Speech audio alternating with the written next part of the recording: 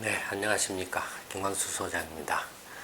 8월 동영상 세 번째 주제, 도시바 회계 분석과 대우조선 해양에 대해서 말씀을 드려보겠습니다. 이미 이제 그 대우조선 해양을 비롯한 국내 조선업의 문제들에 대해서는 언론 보도 등을 통해서 이미 다들 잘 알고 계실 거라고 생각을 합니다. 근데 제가 뉴스를 잘 안 봐서 그런지는 몰라도 국내 조선사하고 대우조선 문제가 갑자기 떠올랐다가 또 갑자기 이렇게 수면 위로 가라앉는 언론 보도라든지 이런 걸 봤을 때 그런 모습을 좀 보이고 있습니다. 어쨌든 지금 이제 그 대우조선 해양의 경우에는 회계 분식 의혹이 굉장히 강한데요. 그러면 이 대우조선 해양의 그 문제에 대해서 말씀을 드리기 앞서서 일본에서 시끄러운 도시바 회계 분식 문제부터 먼저 한번 말씀을 드려보도록 하겠습니다. 일본의 이제 도시바 회사는 아시는 분들 많이 계실 거라고 생각을 합니다만, 일본을 대표하는 종합 전기, 일본에서는 이제 전기라고 이렇게 하죠. 종합 전기 기기 회사. 그래서 이제 이 원자력 발전이라든지 발전이나 철도라든지 하는 이런 중전기기 인프라들이죠. 이런 중전기 관련한 인프라 사업들을 이렇게 전개하는가 하면은, 또 한편으로는 다들 아시는 것처럼 도시바가 플래시 메모리를 최초로 개발한 데죠. 그래서 플래시 메모리 같은 반도체도 제작.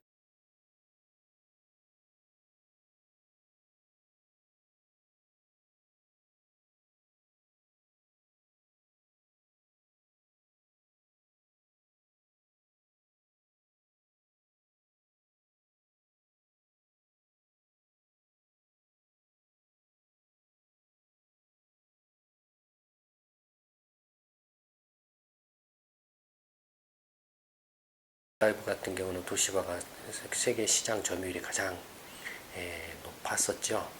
요즘에는 어떤지 모르겠습니다. 얼마 전까지만 해도 이제 태국에 주 그 생산 공장을 두면서 하드디스크 드라이브도 생산을 하고 있고, 그래서 이제 도시바가 이렇게 이제 반도체라든지 그 PC 부품 관련한 전자 부품도 이렇게 생산 판매하고 있고, 그다음에 노트북이나 텔레비전 같은 것도 이렇게 생산 판매하고 있고, 그런가 하면은 이제 그 원자력 발전 건설이라든지, 그다음에 철도 제작해서 또 판매한다든지, 그다음에 그런 인프라를 운영하는 데 필요한 소프트웨어 시스템, SI죠, 시스템 인테그레이션, 이른바 이제 IT 서비스 사업도 전개를 하고 있고, 크게 네 꼭지 사업을 전개하고 있는데, 그룹 전체 규모로 치면은 일본 한 7위 정도, 7위권, 한 10대 그룹에 들어간다고 보시면 됩니다. 그럴 정도 상당히 큰 기업인데요. 일본 도시바가 이제 지난 2월 초부터 이제 회계 분식 의혹이 표출되기 시작하고, 그래서 일본 당국에서 조사를 개시를 했죠. 그것이 이제 4월 초에 이제 일본 언론에 보도되기 시작하고서부터 이제 문제가 이제 급격히 커지기 시작했습니다. 일본 도시바가 이제 4월부터 문제가 이렇게 표면화되면서 언론에 보도되기 시작하면서, 원래는 이제 일본이 3월 말 결산을 합니다. 그러니까 회계 연도가, 한국은 1월에 대부분의 기업이 1월에서부터 12월 결산이죠. 근데 일본은 이제 4월 초부터 시작해서 다음에 3월 말 하는 결산을 합니다. 그래서 이제 연도하고, 그러니까 이 캘린더 달력의 연도하고 회계 연도가 조금 이렇게 3개월 정도 이렇게 좀 벗어나 있죠. 일본의 경우에는. 한국은, 미국 경우는 대부분이 이제 그 달력에 캘린더 연도하고 회계 연도가 1월에서 12월까지로 대부분 일치하는데, 물론 안 그런 데도 있습니다만, 애플 같은 데도 안 그렇게 3월 말 회계 결산인가 그렇죠. 우리 3월 말인가요? 하여튼 뭐 그럴 겁니다. 어쨌든 3월 말 이제 그 결산을 발표를 해야 되는데, 그게 이제 조사를 받다 보니까 결산을 발표를 못하게 된 거죠. 2014년 실적 결산을 발표를 하고 이제 주주총회를 열어야 되는데 그걸 조사를 받다 보니까는 못하게 되고 그로 인해서 이제 그 결산 발표라든지 주주총회 일정이 뒤로 미뤄지면서 이제 언론이 그걸 캐치를 해서 보도를 하기 시작한 거죠. 예, 그래서 회계분식의 이제 의혹이 그때부터 이제 표면화되기 시작했고 그 점점 그게 커지니까 도시바가 이제 제3 외부의 전문 제3의 객관적인 어떤 이제 그 조사 전문 어떤 기구를 이렇게 설립을 해가지고 조사를 하겠다라고 이렇게 발표를 했죠. 그 제3의 전문 기구에 이른바 이제 일본 고등법원, 고등검찰 그 청장을 했던 검찰청장을 했던 사람을 이제 이렇게 그 회계문식 내부 이렇게 조사의 외부 전문 기구의 위원장으로 위촉을 하고 해서 이렇게 했었죠. 그래서 이제 그게 한 5월부터 시작해서 한 5월부터 시작해서 7월 이게 21일 날 이제 최종 그 조사 결과가 발표됐으니까 제3자 전문기구 외부 전문기구가 이제 조사 결과를 발표한 게 7월 21일이니까 그 한 두 달인가요? 뭐 한 5, 6, 7, 한 두 달에서 세 달 가까이 이렇게 조사를 한 겁니다. 조사 결과를 보면은 토탈로 보는 도시바가 지난 2008년부터 2014년까지 그러니까 2008, 9, 10, 11, 12, 13, 14 하니까 7년에 걸쳐서 지속적으로 회계 분식을 했다라는 사실이 드러났죠. 7년 동안에 걸쳐서 3명의 사장이 거쳐가는 현재 사장까지 3명의 사장이 줄줄이 고의적으로 또 회계 분식을 했다라는 겁니다. 일본에서는 이제 회계 분식하면은 이미지가 좀 안 좋아지고 해서 그런지는 몰라도 그거 이제 부적절한 회계라는 표현으로 이렇게 보도를 했죠. 명백한 회계 분식이죠. 의도적이고 고의적으로 한 거니까요. 매출액을 부풀리거나 이익을 이렇게 부풀린다든지 이익을 이렇게 축소한다든지 하는 식으로 조작을 한 거니까 명백한 이제 회계 분식인데. 일본에서는 일본 언론들이나 일본은 그 워낙 기업에 대한 좀 기업에 문제가 생기면은 여러 가지로 좀 안 좋다라고 생각해서 그런 것들이 전통적으로 조금 이렇게 강하게 작용을 해서 그런지는 몰라도 회계 분식하면은 완전히 없는 매출을 허위로 조작을 해서 낸다든지 가공의 이익을 만들어서 낸다든지 하는 정도를 회계 분식이라고 표현을 하는지 어쩐지는 이렇게 모르겠습니다만, 그러나 어쨌든 명백한 회계 분식이죠. 아마 미국에서 만약에 이런 사건이 발생했다라고 하면 거의 도시바는 문을 닫을 정도로 큰 타격을 받지 않을까 싶은데요.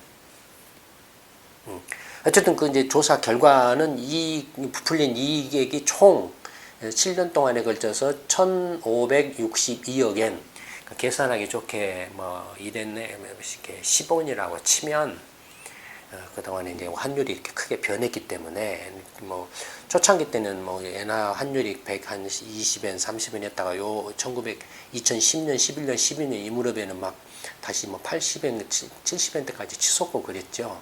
2012년 아베노믹스 할 때는 다시 또 이제 지금 120엔 넘어서 있죠. 전체 평균적으로 치면은 그냥 원화로 환산하기 이렇게 해서 이해하기 쉽게 설명을 해드리기 위해서 곱하기 10을 하면은 1조 한 5천억에서 1조 6천억 원 정도의 회계 분식을 했다라는 거죠. 그러니까 규모로 치면은 뒤에 보시는 한국의 경우 조선업의 경우하고 비교해 보면은 작은 편에 들어가죠. 작은 편이지만 어쨌든 일본에서는 상당히 지금 굉장히 이렇게 떠들썩한, 특히 이제 일본을 대표하는 이런 그룹이 회계 분식을 실적이 안 좋아서 회계 분식을 했다라는 자체가 굉장히 충격이었겠죠.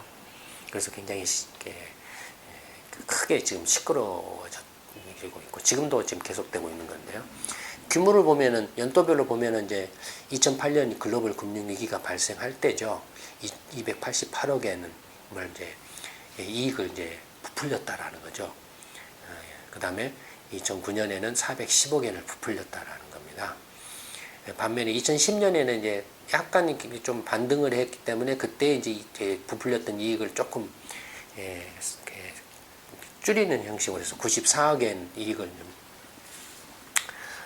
좀 이렇게 뭐라 할까요? 좀 이렇게 줄였다 그럴까요? 더 많이 계상을 해야 되는데 적게 올렸다라는 겁니다.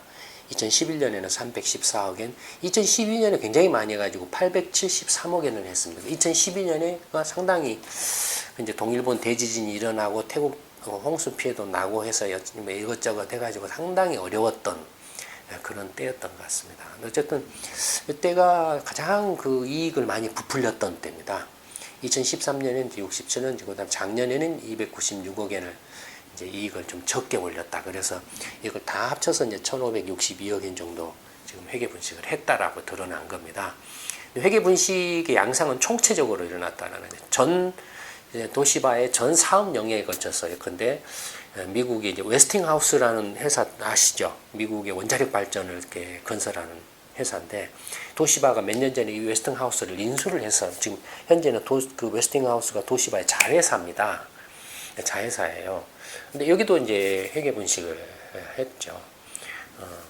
그러니까 원전 미국이 이제 과거 70년대 3마일 원전 사고 핵발전소가 이제 사고가 나가지고 방사능이 유출한 후에 원전 건설이 동결되다시피 해왔는데 그러다가 이제 유가가 막 급등해서 다시 원전을 짓는다 어쩐다 해가지고 좀 완화돼서 그래서 원전 건설 계획이 이렇게 만들어지고 그걸 수주를 하려고 했는데 수주가 쉽지 않아 가지고 이제 뭐 저가 수주를 할 수밖에 없었다라는 거죠. 그런가 하면은 이제 뭐 철도 관련해서도 해외에서 수주를 이렇게 하는데 엔화가 강세를 보이다 보니까 도저히 그게 정상적인 가격으로는 수주가 불가능해서 또 저가 수주를 할 수밖에 없었다라는 거죠. 저가 수주를 하면 어떻게 되겠습니까? 당연히 손실이 나겠죠. 손실이 나면 그 손실분을 사실 이제 손해가 났다라고 손실이 났다라고 하면 뭐 도시바가 좀 이렇게 안 좋은 거 아니야라고 이렇게 해서 주가도 떨어지고 경영진에 대한 평가도 나빠지고 뭐 이렇게 되겠지만 그래서 이제 그것들을 이제 감추기 위해서 이제 지금은 어려울 때니까 어려울 때 손실이나 매출을 좀 이렇게 좀 조작해서 매출을 좀 많이 난 걸로 하고 이익은 이제 적게 난 것을 또 좀 더 많이 난 걸로 하고 했다가 나중에 이제 경기가 좋아지면은 그때 이제 뭐 매출도 실제로 많이 늘어나고 이익도 늘어날 때니까 그동안에 감춰뒀던 이제 손실들을 그때 털어내면 된다. 뭐 이런 생각으로 했겠죠. 예를 들어서 이제 매출 같으면 예를 들어서 지금 매출이 지금 뭐 100인데 120 정도 난 걸로 이렇게 하면 사실은 20이 없지 않습니까? 매출이 20이 없잖아요. 근데 어쨌든 20이 난 걸로 하면은 여기서 이제 이익이 부풀려지겠죠. 숫자상으로 회계 장부상으로는 이익이 20만큼 부풀려지겠죠.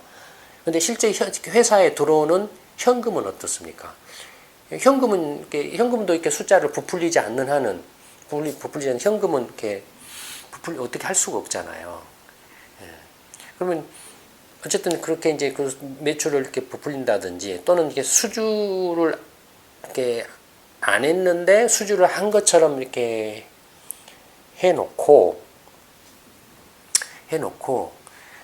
그다음에 이제 그 나중에 그걸 이제 그 처리를 할 때 어떻게 하냐면 이제 그 나중에 이익이 났을 때 그 처리하는 방식이 이제 어떤 식으로 하냐면 그 뭐라 할까요?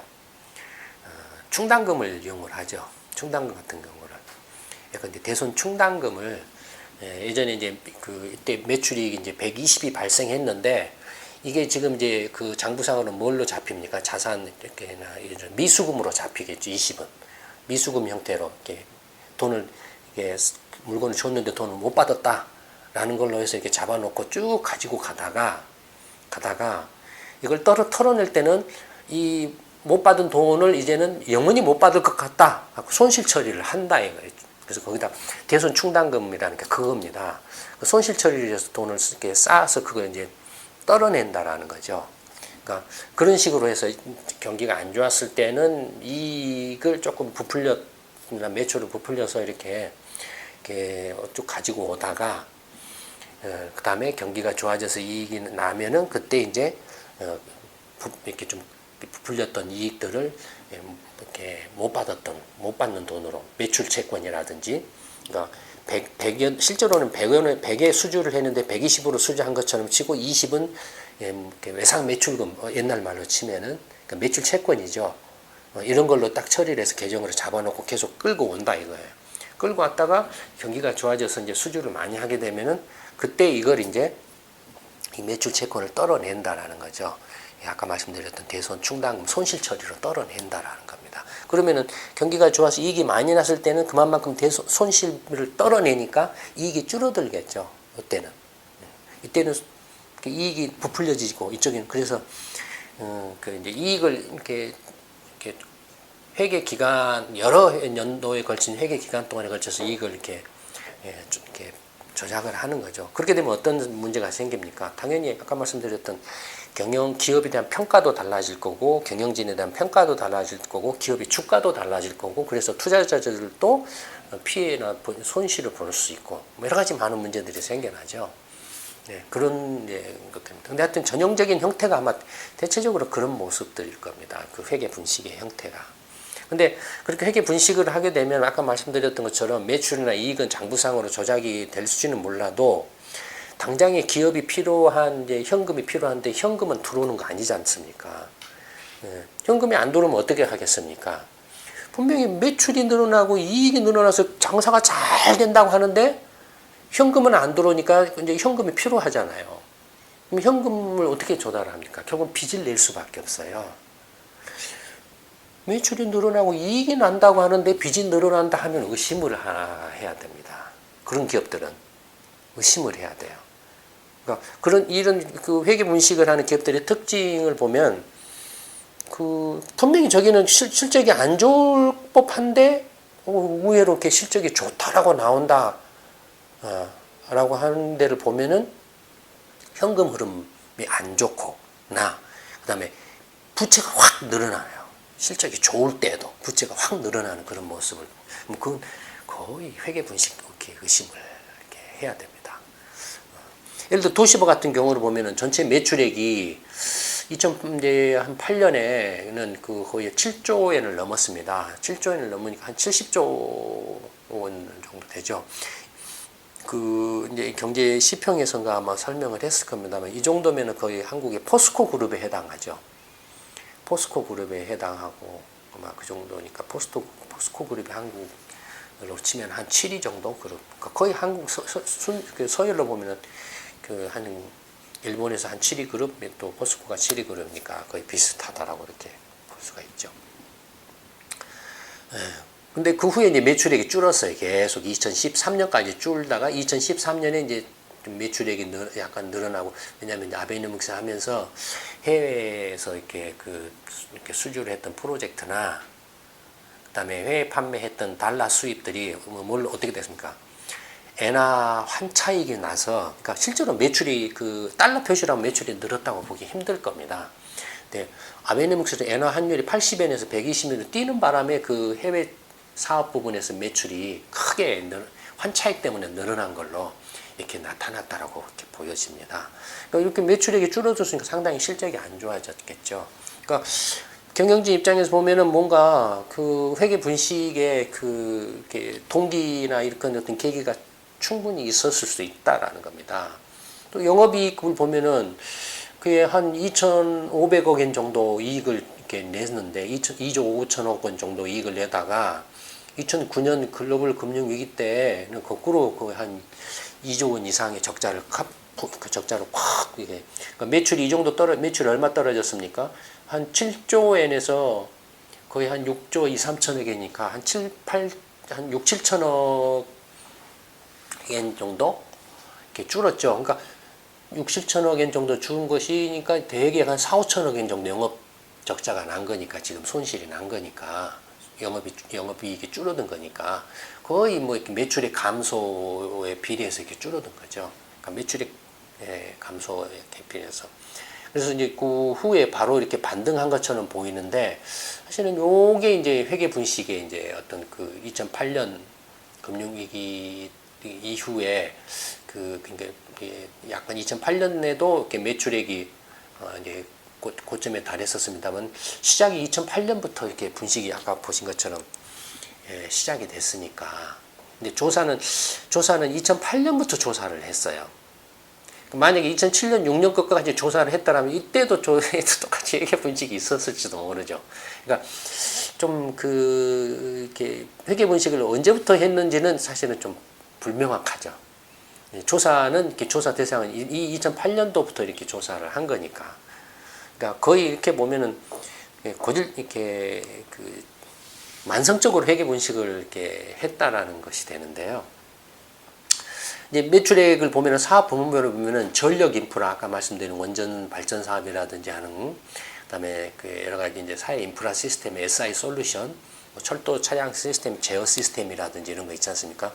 지하철 이런 것 같은 거 있으면 서울 지하철 전체를 갖다가 자동 제어하는 서로 이렇게 운행 시간이나 이런 것들을 이렇게 자동으로 이렇게 컨트롤하는 그런 프로그램 같은 걸 이렇게 이제 만드는 그런 사업이고, 그래서 SI 솔루션 사업을 하고, 그다음에 반도체나 하드웨어 디스크 드라이브 같은 거, 그다음에 TV라든지 노트북 같은 거, 그다음에 도시바가 또 의료기기를 생산합니다. 예, 그 MRI라든지 이런 또 이런 거라는 뭔가 또 다양한 여러 가지 의료기기를 생산하죠. 그래서 그런 것들. 그러니까 의료기기로 치면은 미국의 GE, 제너럴 일렉트릭, 유럽 쪽의 필립 그 다음에 일본의 도시바 이런 정도가 유명하죠. 어쨌든 보면은 매출액을 보면은 전력 인프라 쪽의 매출액이 2010년부터 15년인데 2010년부터 이렇게 전력 인프라 쪽이 이제 외화 약세로 인한 환차익이 이렇게 크게 발생한 걸로 이렇게 보여지고요. SI 솔루션도 이렇게 매출액이 좀 이렇게 크게 나타나는 것도 그걸로 보여지고. 전자 부품 역시 이제 물론 이때는 반도체 시황이 좋았기 때문에 뭐 좀 늘어난 것도 있지만 또 부풀려진 것도 있고, 그다음에 이제 노트북이나 TV 사업이 계속 악화되고 있고 뭐 이런 모습이었죠. 근데 분식은 조사 결과는 이 전 사업 부문별에서 전 사업 부문에서 다 또 저렇게 일어났다라는 겁니다. 분식이. 영업이익을 보면은 매출은 확 늘었는데 2014년에 그 매출액이 급감을 했어요. 전력 인프라 쪽에서. 그 다음에 2015년은 이건 전망치입니다. 네, 이거 2015년도 전망치인데. 그러니까 그 2014년에 급감을 했고, 그러니까 매출액이 이렇게 늘어난 것에 비하면 영업이익은 안 늘었다라는 거죠. 그러니까 이건 매출액이 좀 부풀려졌다라는 겁니다. SI 솔루션도 마찬가지 모습을 보이고 있고, 그다음에 전자 부품 쪽도 매출 이익이 부풀려졌죠 많이. 특히 전자 부품 쪽이 IT 기기는 계속 적자 사업분인데 적자 사업 매출액은 크지만 계속 영업 손실이 발생하고 있고 확대되고 있는 모습입니다. 근데 여기서 이제 특히 IT 기기 쪽에서 많이 이렇게 그런 것들이 쓰는 걸로 이렇게 나타나고 있습니다. 그다음에 이제 단기 순이익을 보면은 그래서 이제 조사 결과를 이렇게 한번 비교를 해보면, 이건 초록색은 장부상으로 이제 이른바 분식회계된 단기 순이익입니다. 이제 빨간색은 이제 실제 분식된 부분을 차감한 뺀 부분입니다. 뭔데 집중적으로 일어났냐면은 대체적으로 2010년, 11년, 12년 이 무렵에 좀 집중된 것 같아요. 근데 이렇게 회계 분식이 일어난 시기에 도시바의 영업 현금 흐름을 보면은 보시는 것처럼 2009년에 그냥 현금이 확 순현금 흐름입니다. 그러니까 현금 유입에서 현금 유입액에서 현금 유출액을 뺀 거죠. 예. 그러니까 순현금 영업 현금을 보면 확 줄었다가 이제 2010년 늘었는데 어쨌든 현금 흐름이 이렇게 계속 또 줄어들고 있는 그런 모습을 보이고 있습니다. 어쨌든 일본의 이제 도시바가 2009년 금융위기 때 이렇게 실적이 급격하게 악화돼서 현금이 안 들어왔고, 안 들어온 그 영향으로 회계 분식이 이제 본격적으로 이렇게 좀 이렇게 본격화된 그런 모습을 보였지 않나 이렇게 보여집니다. 도시바가 이런 이제 모습이 있고요. 그다음에 이제 지금 대우조선 해양과 관련해서 이제 말씀을 드리겠는데, 국내 조선 3사하면 이제 현대중공업, 삼성중공업, 대우조선해양이죠. 다들 아시는 것처럼 이제 조선업은 이미 이제 저희 연구소가 2013년 경제전망 세미나 때 이미 이렇게 이야기를 했었죠. 조선업이 비롯해서 철강, 뭐 시멘트, 건설, 이제 판유리라든지 이런 쪽 업종들이 굉장히 또 2차 태양광 뭐 이런 쪽이 굉장히 위험하다라고 말씀을 드렸었죠. 자, 그 대우조선 해양의 문제를 보기 위해서는 이제 좀 더 이렇게 정확하게 보기 위해서 현대중공업과 삼성중공업도 먼저 한번 이렇게 앞서서 살펴보자 이겁니다. 보시는 것처럼 매출액은 배는 보통 한번 수주를 해가지고 이렇게 그 배를 한번 그 대형 어떤 그 선박을 수주해서 이렇게 완공할 때까지는 뭐 1년 반, 2년 이 정도 걸리니까 물론 또 주문이 많이 밀리면 대기를 또 많이 해야 되겠죠. 어쨌든 그래서 매출액은 이제 수주해가지고 완성도에 따라서 받는 돈들을 이렇게 말합니다. 보시면은 글로벌 금융 위기 2008년, 2009년에 주춤했다가 2010년부터 다시 급증을 했습니다. 매출액이 2011년까지 급증을 했다가 2012년부터 이제 꺾게 멈추고 2015년에 이렇게 줄어드는 그런 모습을 보이고 있죠.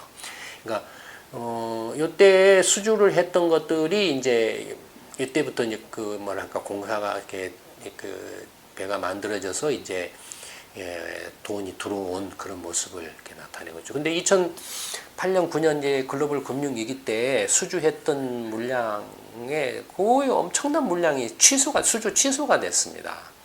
당연히 이제 세계적으로 경기가 악화되고 수출의 물동량이 급감을 하니까 누가 배를 이렇게 주문을 하겠습니까? 기존에 있는 배들도 이렇게 텅텅 비어가지고 그냥 놀고 있는데, 그러니까 그런 상태에서 이렇게 이미 수주 이렇게 배를 이렇게 이제 만들어 달라고 건조를 해달라고 이렇게 요청을 한 수주 물량들도 대부분 상당 부분이 취소가 됐어요.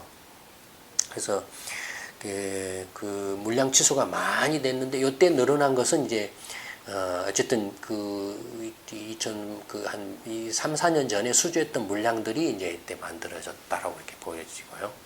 그래서 영업 손익을 보면은 2010년에 팍 늘었다가 그 후에 급격히 줄어들어서 2014년에 갑자기 이게 아무리 이렇게 매출액은 그렇게 안 줄어들고 있는데 갑자기 그냥 2조 5천억 정도 3조가 넘는 손실이 3조 2천억인가요? 막 그 정도 손실로 이렇게 손실을 냅니다. 갑자기 이렇게 손실을 내죠.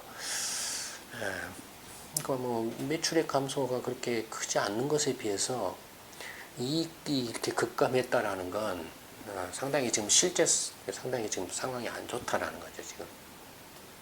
그러니까 이때 그 선박을 이렇게 배를 짓는 것들이 대부분 그 수익성을 넘어서 그러니까 채산성 확보가 어려운 적자성 그런 선박 건조로 이렇게 버텼다라는 걸 의미할 수도 있어요.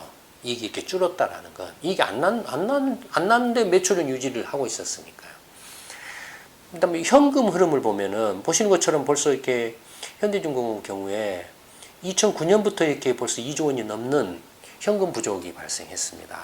그러니까 뭐냐면은 현금 흐름, 이건 순현금 흐름이니까 현금 유입에서 현금 유출액을 뺀 거니까 예를 들어서 현금 유입액이 확 주는데 현금 유출은 뭡니까? 나가는 돈은 뭐 이렇게 인건비라니 기타 등등 여러 가지 고정적인 비용들이 있으니까 확 안 줄겠죠. 안 좋으면 현금 유입은 팍 줄어버리겠죠. 그래서 이렇게 현금 순현금 흐름은 이렇게 적자가 난다 이거예요. 그 2009년부터 이렇게 2조 원 나고 2012년에는 거의 4조 원, 3조 뭐 5천억이 넘는 그런 현금 부족이 발생을 했죠. 이게 이제 그러니까 아마 이때는 이런 것 때문에 아마 현대중공업 입장에서 보면 아까 말씀드렸던 형태로 이때 손실을 줄이고 이렇게 요리 가져온 것 같아요.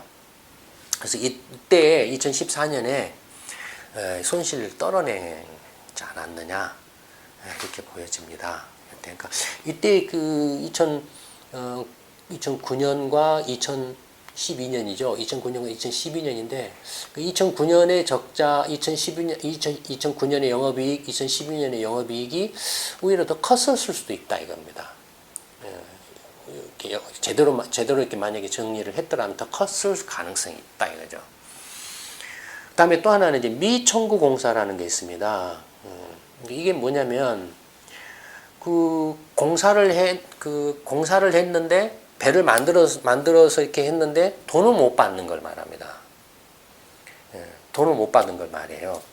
돈을 못 받, 배를 이렇게 만들어서 주었거나, 지금 현재 공사를, 배를 건조하면 진행도에 따라서, 완성도에 따라서 이제 대금을 일정 분량을 받습니다. 물론 완전히 이제 준공됐을 때 뭐 전체 그 계약액의 수주 가격의 뭐 한 90 내지는 80%를 그때 이렇게 받겠죠. 근데 그 전에라도 이제 미리서 이렇게 좀 그 계약금이라든지 진행 완공도에 따라서 완성도에 따라서 돈을 좀씩 받죠.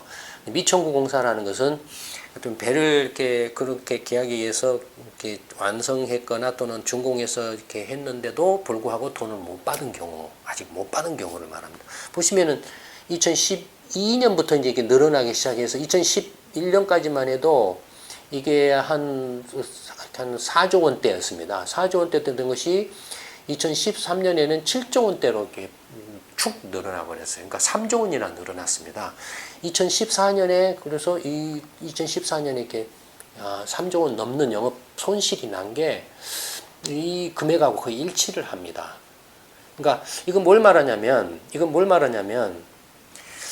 이 시기에 이 2012년까지 시기에 적자가 났는데 손실이 났는데 그 손실을 처리를 안 하고 있다가 계속 이렇게 좀 가지고 오다가 요때 이제 미청구공사라 아까 말씀드린 대손 충당금이나 이런 형태죠. 미청구공사 항목으로 딱 올려서 그래서 이 부분을 이제 손실 처리를 한다 이겁니다. 못 받은 돈이다 이거예요. 못 받은 돈인데 이건 도저히 못 받을 것 같다면 이제 대손 처리를 한다 이거예요. 2014년 그래서 이렇게 영업 손실이 크게 났지 않느냐라고 이렇게 보여지는 대목이라는 겁니다. 2009년 벌써 이렇게 2012년 이렇게 현금 흐름이 돈이 안 들어온다라는 거죠. 이렇게 부족하다라는 거예요, 벌써. 그러니까 이미 그 현대중공업 세계 최대 조선사인 현대중공업이 2009년부터 그 현금 부족 상황이 벌어졌다라는 거죠. 그걸 이제 조금씩 이렇게 쌓아두고 오다가 좋게 표현하면, 나쁘게 표현하면 분식일 수도 있겠죠. 쌓아두고 오다가 요때 미청구공사로 계상을 확 한 3조 원가량을 하고, 그래서 2014년에 그걸 떨어냈다. 대손 충당금, 대손 손실 처리로 손실이 난 걸로 떨어냈다 이거예요. 그러니까 이 손실의 예고를 여기서 지금 영업 현금으로서 예고를 해주고 있는 거죠. 삼성중공업 경우를 보시면 삼성중공업은 또 이렇게 2008년까지 쭉 급증했다가 2009년부터 이제 멈췄다가 2013년부터 매출이 급락을 하고 있죠. 삼성중공업이. 영업이익을 보시면 거의 비슷한 모양을 보이고 있는데 2014년, 2015년에 확 줄어들고 있죠. 올해는 한 3조 원 가까이 이렇게 손실이 날 걸로 보이는데 이미 이제 2분기에 손실을 떨어내겠다고 이렇게 밝히고 있죠. 작년에도 한 5천억 원 정도 손실을 이렇게 떨어냈죠. 보시면은 삼성중공업도 마찬가지로 2009년과 2012년에 현금 부족 상황이 발생했습니다. 그러니까 현금 부족이 발생했는데 미청구공사 금액을 보면은 2012년부터 확 늘어나가지고 한 3조 5천억대에서 5조 한 5천억대로 2조 원가량 이렇게 늘어나고 있죠. 2조 원가량 늘었다 이겁니다. 그러니까 그 영업 그 이익도 작년에 5천억, 올해 뭐 한 2조 원 가까이 하면 2억 5천억 정도 떨어낸다 이거예요. 거의 미청구공사 이 증가한 거하고 일치한다 이거예요. 거의가. 대우조선해양을 보면 대우조선해양 놀랍게도 봐보세요. 현대중공업 매출액은 이렇게 줄고 있죠. 이제 그 2011년부터. 그다음에 삼성중공업 매출액은 2009년부터 멈췄다가 이렇게 급감하고 있죠. 대우조선해양은 2008년부터 이제 멈췄는데 갑자기 또 2012년부터 이렇게 늘어나고 있어요. 매출액이 늘어나고 있어요. 매출액이 2012년부터 13년, 14년, 15 이렇게 늘어나고 있는데 영업이익은 오히려 줄었습니다. 2012년부터 절반으로. 1조 원 되던 것이 5천억 정도로 줄었어요. 매출액이 늘어났는데 이익이 줄었다? 라는 거죠. 앞뒤가 안 맞아요, 지금. 그 다음에 영업현금으로 보면은 2008년부터 벌써 계속 현금 부족이 지금 계속 진행되어 왔다라는 겁니다. 그러니까 순현금 흐름이 아까 말씀드린 것처럼 현금 유입은 확 주는데 월급이나 뭐 이런 것들은 계속 나가야 되니까 이렇게 안 준다 이거예요. 그러면 2008년부터 계속 현금 부족, 현금은 안 들어오고 현금은 유출은 계속 일어나고 이만큼 다 지금 부족이 발생을 하고 있는 거예요. 부족한 거죠. 그러니까 이걸 이제 계속 안에서 이렇게 좀 눌러왔다가 그래서 미청구공사가 2009년, 뭐 2010년, 11년, 12년 그때까지는 4조 원 정도 됐는데 이것이 2013년부터 푹 늘어나가지고 지금 뭐 거의 10조 원 가까이 이렇게 6조 원 가량 늘어났어요. 매출액이 늘었는데 영업이익은 줄고 영업현금 흐름은 계속 현금은 부족하고 돈을 배를 만들어서 줬는데 돈을 못 받았습니다 하는 게 갑자기 2013년부터 6조 원이나 늘어났어요. 이건 거의 회계 분식입니다. 거의 회계 분식. 근데 이렇게 그 큰 금액의 변화가 일어난 건 뭐냐면은 매출액이 또 늘어났다는 것 자체가 아까 말씀 수주를 했는데 2008년 글로벌 금융위기 이후에 수주했던 것들이 대거 취소됐다고 그랬잖아요. 수주 취소가 났어요. 근데 그 수주 취소한 것들 상당 부분을 그 취소한 것들 중에서 일부를 마치 그걸 또 수주한 것처럼 했을 가능성도 배제할 수 없다 이걸로 봤을 때 현대중공업이나 삼성중공업하고 거의 비슷한 모양을 그려도 더 못해야 되는 거예요 원래. 근데 지금 그 거꾸로 지금 매출액만 이렇게 튀었다라는 겁니다. 그러니까 그 대우조선해양은 거의 그 회계분식 그 매출액을 이렇게 허위로 이렇게 부풀렸을 가능성이 높고, 그 다음에 손실이 더 크게 났는데 그 손실도 이렇게 부풀려서 이익이 난 것처럼 해서 물 밑에서는 지금 현금이 부족한 상태가 계속 지속이 됐고, 그걸 이제 더 이상 이렇게 밑에서 쌓아둘 수가 없어서 2013년부터 이제 공사를 해서 받아야 될 돈을 못 받았습니다, 못 받고 있습니다 하는 그 처리가 지금 팍 6조 가량으로 딱 계상을 해놨다. 그리고 그걸 지금 이제 2015년에 들어와서 이제 3조 원 넘게 지금 3조 원으로도 지금 이게 지금 미청구 공사 금액을 보면 6조 원 늘어난 걸로 보면 3조 원으로도 부족할 것 같아요. 부족할 것 같아요. 실제로 이렇게 조사를 해보면 더 심각할 가능성이 있습니다. 문제는 뭐냐면 이제 아까 말씀드렸던 것처럼 만약에 실제 매출이나 이익은 악화되고 있고 그래서 현금이 부족하고 하는 상태라면은 그러면 현금이 부족하면 어떻게 해야 됩니까? 어쨌든 돈 어디서 마련을 해야 돼요. 부채가 늘어날 수밖에 없어요. 보시면 2013년부터 부채가 빡 늘어납니다. 12조 원 되던 것이 20조 원으로 확 8조 원가량이 늘어납니다. 부채가. 그러니까 빚이 이렇게 급증을 한다라는 겁니다. 빚이 이렇게 급증을 이렇게 한다라는 건 그만큼 현금 부족이 그동안에 그 대우조선해양 내부적으로 이렇게 눌러왔던 이렇게 쌓아두었던 현금 부족이 있어 그만큼 상당히 심각했다라는 걸. 앞에서 이렇게 미청구 공사 대금 6조 원이잖아요. 6조 원 늘어났잖아요. 부채는 8조 원이 늘어났어요. 실제로 이 금액들을 이렇게 영업 현금 부족들을 이렇게 연도별로 이렇게 대충 이렇게 얼추 해보면은 한 그 대체적으로 미청구 공사 금액하고 이렇게 2008년부터 부족한 금액들을 이렇게 합쳐보면 얼추 비슷합니다. 얼추 비슷해요. 그 다음에 이걸 부채 금액이 늘어난 것도 이렇게 부채가 늘어난 것도 이때는 이렇게 좀 눌렀다가 이제 도저히 못 버텨서 이때부터 이제 빚으로 이렇게 버텨왔지 않느냐라고 생각이 됩니다. 생각보다 생각 이상으로 여러분들 뉴스에서 보시는 것 이상으로 대우조선해양의 상황이 심각한 상태일 가능성이 매우 높습니다.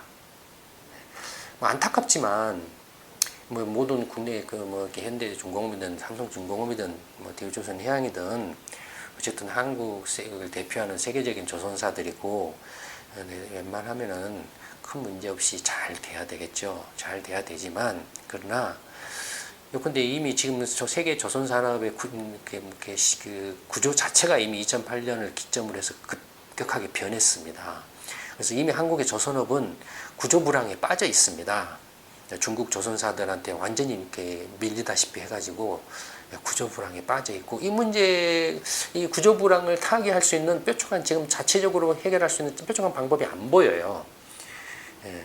그런 상태에서 이제 뭐 부득이하게 뭐 이런 걸 했다라고 할 수도 있지만 그렇지만 결과적으로는 이런 식의 문제를 감춰놔 버리면 마치 그 이렇게 치명적인 암의 1기, 2기, 3기, 4기 이렇게 있지 않습니까? 4기에 걸리면 더 이상 손 쓸 방법이 없잖아요. 1기 때, 2기 때라고 이게 이걸 내가 암 1기입니다, 2기입니다 이렇게 밝히면 사람들이 나를 이상하게 보고 나하고 그렇게 안 하려고 한다라고 해서 그걸 감춰버리면 3기, 4기로 간다 이거예요. 그때는 손을 쓸래야 쓸 수가 없다 이겁니다. 구조불황에 빠져 있기 때문에 이미. 뭐 산업은행이 뭐 한다고 한들 누구 세금, 국민의 세금으로 그걸 언제까지 떠받칠 겁니까? 앞이 보여야 뭘 돈을 다 집어넣든지 말든지 하지. 앞이 보이지 않는 상황에서는 대책이 없는 거죠.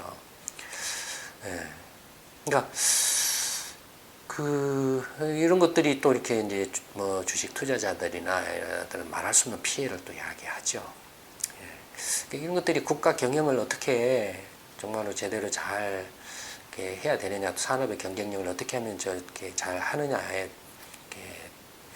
그만큼 또 중요하다라는 걸 반증을 해주죠. 예.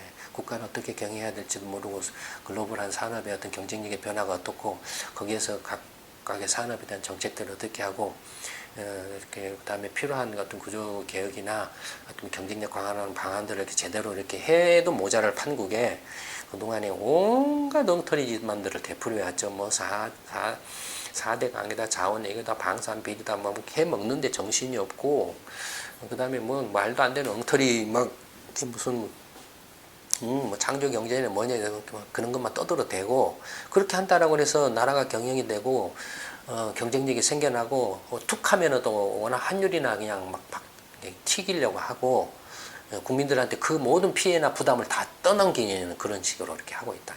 이제 더 이상 국민들이 그런 부담을 떠넘길 수 있을 만한 형편이 못 된다 이겁니다. 하여튼 이제 또 일본의 도시바고 대우조선 해양의 회계분식 문제에 대한 말씀은 이걸로 마칠까 합니다. 감사합니다.